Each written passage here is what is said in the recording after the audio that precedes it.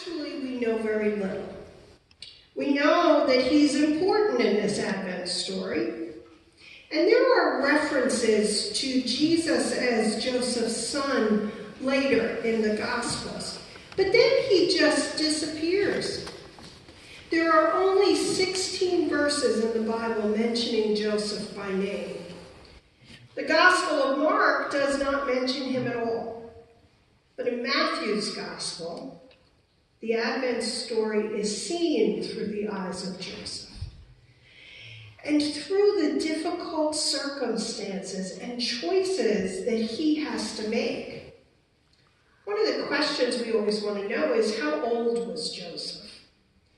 Now, church tradition that developed in the early centuries embraced Joseph as old, based upon the apocryphal accounts. Because we're not given any indication in the scriptures about how old Joseph was. Now, apocryphal writings are not of the canon, the books that were approved to be what we consider our Bible today. The authorized books of the Old and New Testament. An apocryphal means obscure or hidden. And we don't know whether all of that is true, but they reflect some of the stories that were circulated, that give us more details, that fill in the blanks on maybe issues and questions that the Gospels do not answer. They preserve traditions that were historical, stories that had been passed down by the church, but not included in the Gospels. As I mentioned in our announcements, on Tuesday, Steve is going to share during our Advent study some of these apocryphal stories about the characters in the birth story, which help us to understand how these traditions, how we filled in the blanks about the characters. Now, some of the accounts about Joseph say he could have been as old as 90 years old, and he was a widower, which would give us some answers when we hear about his other children. One account suggests that Mary was raised by the priests in the temple courts from age 3 until she was 12, and then they sought an older widower from the house of David for her husband, who might care for her as a father or a grandfather. Now, if we think about a typical normal marriage pairing back then, and we have to remember that the lifespan was not what we experience today. We have to acknowledge when puberty set in, and we would imagine that maybe Mary was 12 or 13 when she married Joseph. And in a usual pairing, Joseph might be only a little bit older than that, 14 to 18. It's also interesting to note as background to this story that the betrothal, the engagement period, during that time the couple was considered to be married, but they didn't consummate their relationship. So that gives us a little background to maybe what and who Joseph was. But he's an unlikely hero. We're told he's a righteous man. Whether he's young or old, he's faced with devastating news. It's scandalous news. It's life-changing news. And he must make a decision. And when Joseph finds out that Mary is pregnant, you can just imagine the thoughts that would go through his head. And probably that she conceived supernaturally by the Holy Spirit was not the number one on his list. Maybe he wondered if she had been unfaithful. Maybe he wondered if she had been abused. And it makes you think, in God's plan, why would God pick this couple? Why this struggle? Why this dilemma for Joseph and Mary? Couldn't God have picked a happily married couple that wanted to have a child, and that would just fit into the normal flow of things? They would fly under the radar without any controversy or scandal.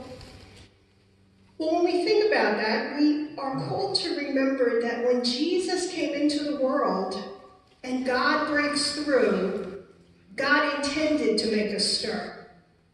God never intended to fly under the radar. God never intended to just conform with the normal flow of life. It was uncomfortable, it was unconventional, it was unexpected, and it turned the world upside down. It reminds us that when God breaks through each one of our lives, it is uncomfortable. It's unsettling, it's challenging. It many times turns our life upside down, and we have to make difficult decisions and choices, just like Joseph. Now, if Joseph decided to call off the marriage, he would have to go to the priest or into the public square and declare what happened and why he was breaking off the marriage, the engagement. That would have led to Mary being publicly humiliated and called out. And under the law, she would have been brought to the door of her father's house, and the citizens of the city would stone her until she died.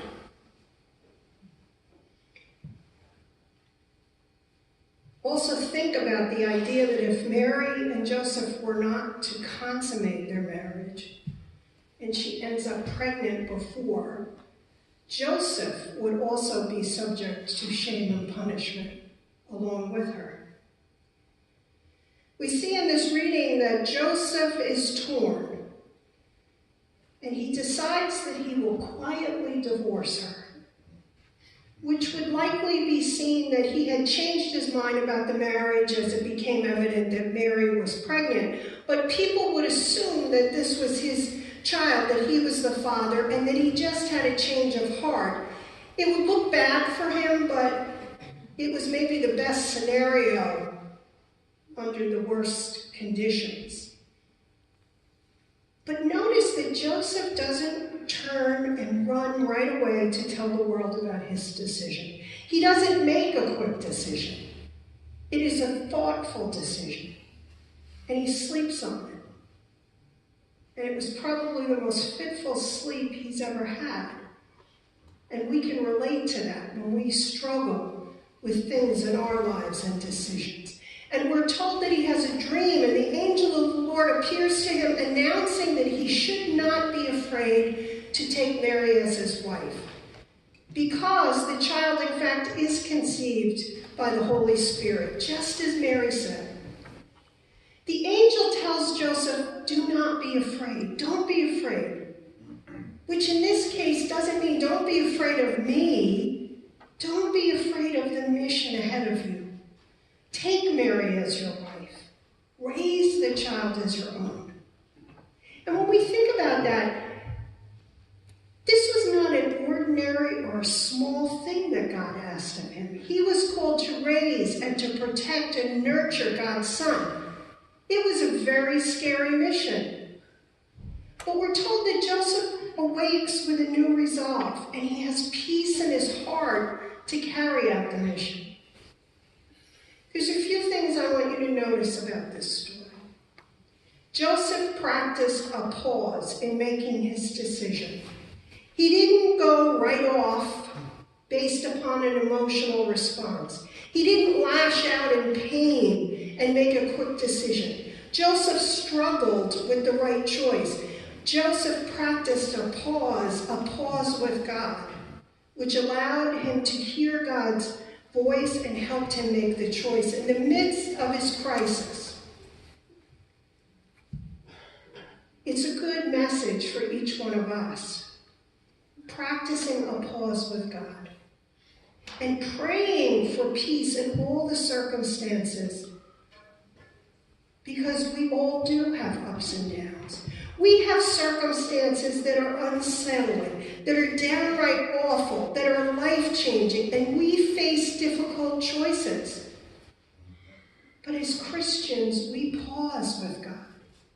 We have this invitation to pause with God and to pray for peace for all the decisions that we make, to ask for discernment, for God's guidance and strength for the mission. And we find that when we do this, we can be prepared to have peace with the yeses that we give to God. As we accept the gift of Christ, we may do what seems crazy to us. We may choose to do what not the regular flow of things, to fly under the radar. We may be like Joseph and be pulled out of our comfort zones. But when we do that, we feel peace, a peace that passes all understanding. We also have to acknowledge that practice makes perfect. The more we practice the pause, the more we become familiar with a routine of going to God, to pause. To pause before we lash out, to pause before we send that tweet or that email. We pause before we make a decision, a life-changing decision, because we don't make it alone.